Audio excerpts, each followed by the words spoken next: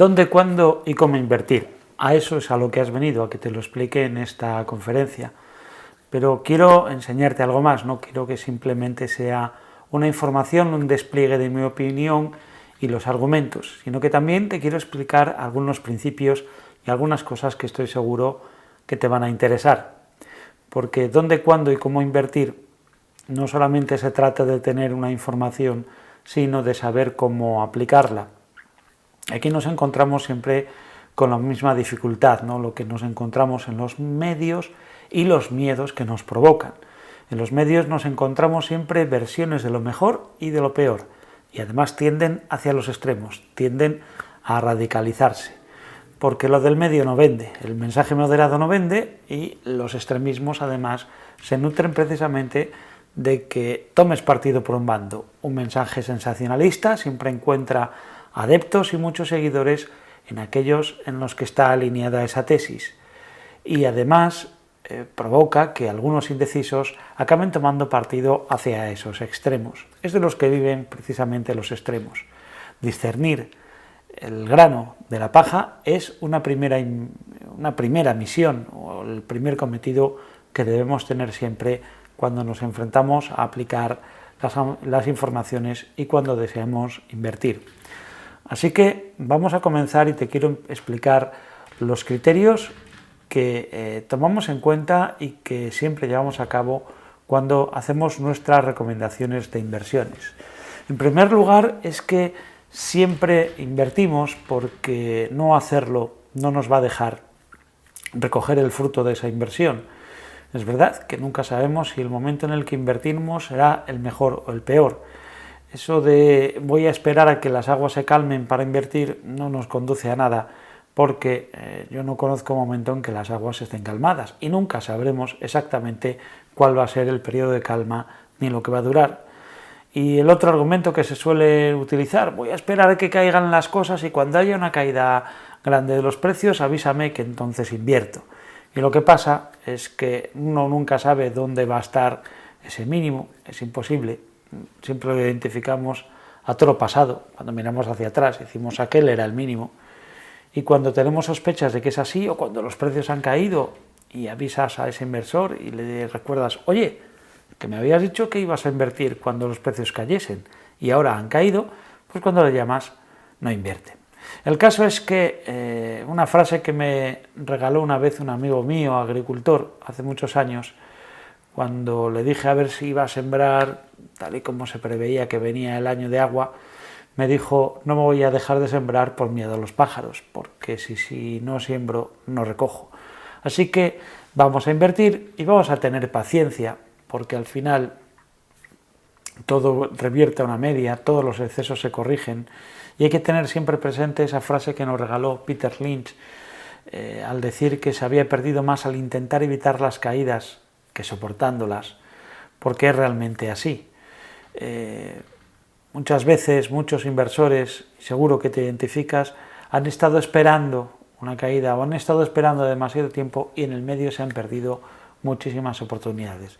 Lo importante es tener una correcta asignación de activos, lo importante es mantener siempre una base de inversión y después podemos actuar o no con el dinero exponiéndonos más o menos, pero si tenemos una correcta asignación de activos, una distribución entre inversiones en renta variable y otras clases de inversiones, y lo que hacemos es en función de determinadas circunstancias que sean objetivas y que aparezcan, podemos modular la exposición, el grado de exposición que tenemos a esa inversión o no, podemos reducirla sin hacerla desaparecer o podemos aumentarla cuando creemos que las condiciones son más favorables.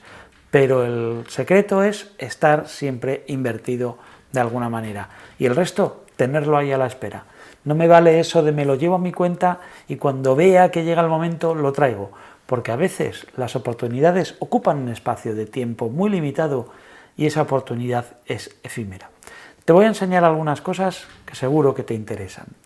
Mira, cuando invertimos, simplemente cogemos el dinero, lo invertimos en cualquier tipo de activo, el que sea, fondos inmobiliarios, fondos de inversión en acciones, fondos de inversión de renta fija, en materias primas, en renta fija de distintas clases, en lo que sea. Todos los grupos de inversión acaban dando rentabilidades reales positivas. Lo estás viendo en esta diapositiva. Excepto el dinero, que lo tienes aquí, todas las demás han dado rentabilidades medias por encima de la inflación que está representada por esa línea roja. Claro, aquí estamos viendo un periodo muy amplio de tiempo, 20 años. Una inflación que para ese periodo en Estados Unidos, que es donde estamos comparando las rentabilidades, están en dólares estadounidenses, era del 2,55% de media durante ese periodo. Y todos los grupos están por encima de ella, es decir, podríamos haber decidido invertir en cualquier cosa, simplemente sentarnos a esperar y el dinero habría tenido el premio de conseguir no solo batir la inflación, sino además generarnos una ganancia y hacer crecer la base de nuestro patrimonio, sea cual sea la clase. Aquí nos encontramos con que las acciones norteamericanas estuvieron entre los grupos de mayor rentabilidad, una media del 12% aproximadamente, 11 o 12%. El oro es otro activo muy interesante. Las acciones a nivel global, los bonos de mercados emergentes, en definitiva, todos los grupos de activos. Eso sí, cuando nos acercamos un poco y miramos en plazos más cortos, por ejemplo en 20 años, encontramos que efectivamente todos los grupos generan rendimientos positivos, aunque ya hay uno, el de las commodities, que ya no estaba por encima de la inflación. Perdona, que vuelvo para atrás. En el caso de plazos más cortos, de 10 años, nos encontramos con que algún activo más tampoco conseguían superar la inflación. Incluso tenemos pérdidas, ¿no?, en plazos más cortos, a 5 y 3 años, de grupos de activos que de media durante esos años generaron rendimientos negativos. Esto también nos dice lo siguiente: sí que puede estar justificado si tenemos cierto criterio, conocimiento, o sabemos discernir estas fases de comportamiento en el que unos activos tienden a comportarse mejor que otros, podemos modular, exponernos más hacia aquellos que tienen viento de cola y reducir la exposición a aquellos al que el viento le viene de cara. No solo se trata de sembrar, también hay que saber cuándo se siembra, y hay que sembrar mejor cuando las condiciones son más favorables, o esperar unos meses o unas semanas a otras condiciones distintas para invertir en otro grupo de activos. Por lo tanto, está justificado mantener siempre una base de inversión, porque como hemos visto, en caso de duda, solo tenemos que sentarnos a esperar, pero actuar en plazos más cortos también tiene claro sentido. Y si vamos más adelante y pensamos en el criterio del principio de reversión a la media que aplicamos de forma escrupulosa, constante y además concienzuda en todos los grupos de inversión de Merisa Patrimonios, tanto si tenemos como referencia un índice en el que nos podamos comparar y ver si las rentabilidades están por encima de la media o por debajo de la media, y por lo tanto aumentar o disminuir la exposición a ese mercado, lo que sí que vemos es que ese principio funciona. A veces tiene costes de oportunidad, a veces hubiera sido mejor no aplicarlo y hubiéramos ganado más, pero aplicarlo no genera pérdidas, puede generar un costo de oportunidad, como digo, pero no perder, dejar de ganar una parte sí, pero no perder, y aplicarlo la mayor parte del tiempo casi siempre sale bien, y a la larga, unas con otras, acaba generando un valor añadido.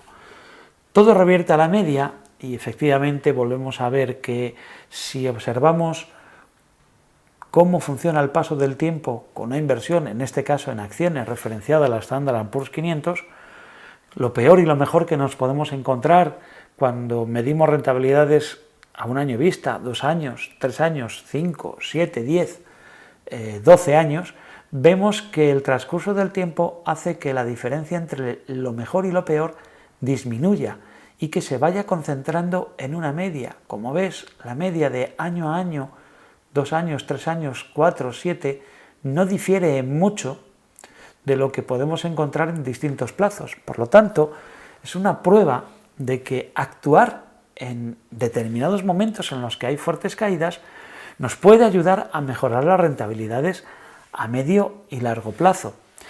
Todo revierte a la media, y aquí estamos viendo entre distintos grupos como acciones o como bonos. Acciones representado en las barras de azul más oscuro, bonos en azul más claro, o una cartera mitad acciones, mitad bonos, vemos que no solamente ese principio de reversión a la media, el ir encontrándose lo mejor y lo peor y respecto al resultado medio, no solo se va concentrando con el paso del tiempo en distintas clases de activos, sino que además, si utilizamos una combinación de ellos, vemos que la reducción entre lo mejor y lo peor todavía es mayor, más rápida, y que las diferencias al final de rentabilidad entre hacerlo solo en acciones o hacerlo de forma combinada no difiere mucho en rentabilidad y sin embargo sí que reduce mucho la volatilidad. Aplicar el principio de reversión a la media genera beneficio a largo plazo y siempre genera una situación más llevadera pase lo que pase. Dentro de los estándares de inversión combinada, viendo que tiene sentido combinar activos entre sí para reducir la volatilidad, sabiendo que no vamos a dañar mucho la rentabilidad, pues nos encontramos bastantes tipos de inversiones prefabricadas, ¿no? de modelos estándar de diversificaciones. Pero de todas ellas yo me detengo en 3 normalmente porque son muy fáciles de aplicar. Hay algunas que son en términos numéricos mejores, Golden Butterfly, la cartera Sandwich, la cartera de todas las estaciones, pero hay 3 que son sencillas de aplicar y que además han demostrado su eficacia y que nos pueden ayudar a formar una base de nuestra cartera y que centrándonos en esa base en un momento de duda, si no sabemos cómo hacer una distribución de forma adecuada, podemos utilizar esta distribución como modelo base al que después le añadamos otras inversiones, otras alternativas y apliquemos una modulación en cada uno de los tramos, pero siempre teniendo como base una de ellas. Son una cartera 50-50, 50% acciones, 50% bonos, la cartera clásica 60-40, 60% acciones, 40% bonos, o una que se ha puesto de moda en los últimos años porque popularizó Harry Browne a partir de 1981 y luego otros autores han desarrollado. Bueno, pues la cartera permanente es un estándar del que ya tenemos nociones desde el siglo XVI. Fíjate, Jacob Fugger, que fue un comerciante del Renacimiento, probablemente el más rico de Europa y por lo tanto el más rico del mundo, decía que convenía dividir el patrimonio en 4 partes iguales, que fuera acciones, que fueran bonos, instrumentos de préstamo de deuda a estados o empresas, inmuebles y monedas de oro. Es decir, dividir entre acciones, inversiones en renta fija, en inversiones inmobiliarias y en oro, en esos 4 activos. Y que debías estar acostumbrado a que la mayor parte del tiempo, casi de forma permanente, estuvieras perdiendo dinero en alguno de esos grupos. Pero que al final iba a ser la mejor forma de ganar dinero seguro, pasara lo que pasara, con el paso del tiempo, y que lo único que tenías que hacer de vez en cuando era reequilibrar, revisar que al variar las valoraciones de unos y de otros se siguiera respetando esa distribución a partes iguales entre cada uno de esos grupos. Bueno, pues ese modelo lo desarrolló Harry Browne en 1981 con una distribución similar, en la que establece en distintos grupos, pues nos dice que invirtamos en acciones, que invirtamos en bonos, que invirtamos en dinero, en cash y que invirtamos en oro. En este caso retiró los inmuebles de la ecuación, tal vez porque en aquel momento no existían activos financieros de inversión inmobiliaria. Pero el caso es que, bueno, sigue siendo un referente y una cartera bastante interesante. Si observamos las rentabilidades que puede obtener en un periodo largo de tiempo este tipo de combinaciones y lo comparamos con invertir solo en renta variable o bonos, nos encontramos con que en términos de rentabilidad real descontada la inflación, pues no hay mucha diferencia entre hacer solo una inversión en renta variable que hacerla en una cartera combinada de 4 activos Incluso, fíjate, la cartera 60-40 en este periodo habría obtenido mejor rentabilidad. El caso es que la combinación que parece que mejor funciona en términos relativos, porque no solamente tenemos que pensar en el rendimiento, también tenemos que pensar en lo que vamos a tener que soportar, el dolor que vamos a tener que soportar, la volatilidad. Y en relación entre rentabilidad y volatilidad, desde luego la cartera permanente es un estándar, un referente muy interesante. También lo es la 60-40 y además es muy fácil de organizar. Organizar una cartera permanente exigiría, pues en este caso, hacer inversiones directas en oro, que a través de instrumentos financieros es complicado y habría que hacerlo, y yo creo que es buena idea hacerlo en oro físico. Pero bueno, ese sería un estándar y vemos que funciona a cualquier plazo. Pero de nuevo, cuando nos vamos a plazos más cortos, en este caso un plazo de 10 años, nos podemos encontrar con que un grupo de activos, como los bonos, han tenido una década de malos rendimientos y que hubiera sido mejor haber tenido una exposición reducida a ellos, de forma que se mejorara el resultado de la cartera permanente o el resultado de la cartera 60-40. Insisto, sabemos que es cuestión de tiempo, que vuelvan las tornas a su cauce, que lo que ha ido mal después vaya bien y que por lo tanto acabamos consiguiendo esas rentabilidades medias. Pero esto es para estar de brazos cruzados, esto es para alguien que no tenga conocimientos, posibilidades de discernir en qué momento puede ir mejor una cosa que otra, o que no pueda seguir una tendencia o que no reciba ningún tipo de asesoramiento. Pero se puede recibir un asesoramiento, se puede tener información y separar esa información de manera que sobreponderemos aquellas inversiones que pueden ir mejor y reduzcamos la exposición en aquellas que pueden ir peor o que se dan unas condiciones más desfavorables. Que haya unas condiciones desfavorables no nos debe espantar de las inversiones. Lo que nos debe hacer es distribuir de forma diferente lo que tenemos en cartera y seguir invertidos. Recuerda, si no siembras, no recoges. El gráfico que te estoy mostrando ahora muestra la evolución del Standard & Poor's 500 durante los 14 años que Peter Lynch estuvo al frente del fondo Fidelity Magellan, entre septiembre de 1977 hasta finales del año 1990, antes de comenzar 1991. En esos casi 14 años, el Standard & Poor's pasó por situaciones de pérdidas, de ahora subo, ahora bajo, y invertir en un momento dado, por ejemplo, en esta fase, a principios del año 1981, pues te pudo llevar a 2 años de pérdidas y pérdidas notables, de cerca de un 25% anual, 20-25% anual en el periodo, ¿no? 20%, perdón. Para luego tener una fuerte apreciación. Uno pudo invertir en 1987 en el peor momento y llevarse ese descalabro que le hizo perder más de 1/3 de su valor en poco tiempo, ¿no? Pero rápidamente vemos que se recupera, vemos una tendencia alcista. El rendimiento medio del Standard & Poor's en estos 14 años fue de poco más del 9,4%. El del fondo Fidelity Magellan, que gestionó Peter Lynch, en este mismo periodo tuvo una rentabilidad media cercana al 29,2% de media anual, que es una barbaridad, es un hito que no se ha repetido en algún fondo de inversión y aplicaba criterios muy simples. Alguno hablaremos de ello cuando mencione lo que es el PER o el PER de Shiller. Pero a lo que vamos y lo que me gustaría trasladarte es que fíjate lo que puede provocar la impaciencia o lo que puede provocar el salir a las primeras de cambio.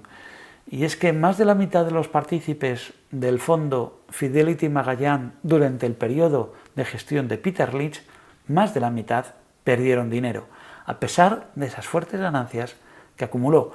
Y eso que Peter Lynch, cuando se salió del fondo, estaba en máximos.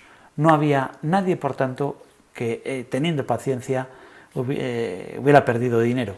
Simplemente fue que se actuó mal, se actuó tarde o se actuó a golpe de sentimiento, de euforia o de pánico. Probablemente las mayores entradas se produjeron en los picos al alza y las mayores salidas en los picos a la baja, y eso provocó precisamente ese resultado tan adverso.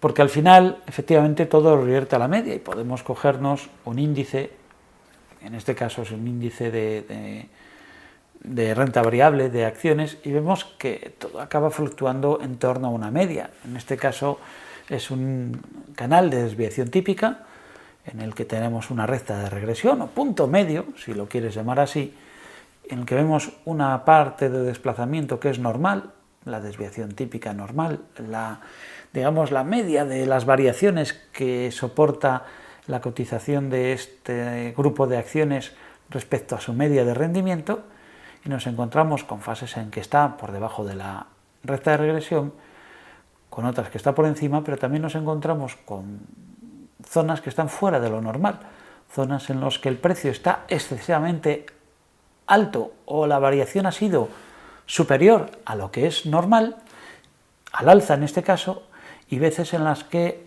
esa variación a la baja excede lo que es normal, es extraordinario. Y al final todos los excesos se corrigen. Un modelo muy simple sería invertir cuando los precios están por debajo de la recta de regresión, reducir la exposición, reducirla sin eliminarla cuando se está por encima del canal de desviación típica, y aumentarla o volver a invertir cuando se produce un exceso a la baja. Lo podemos elaborar y lo verás más adelante cuando te explique el modelo de inversión en renta variable cuando utilizamos exposición geográfica.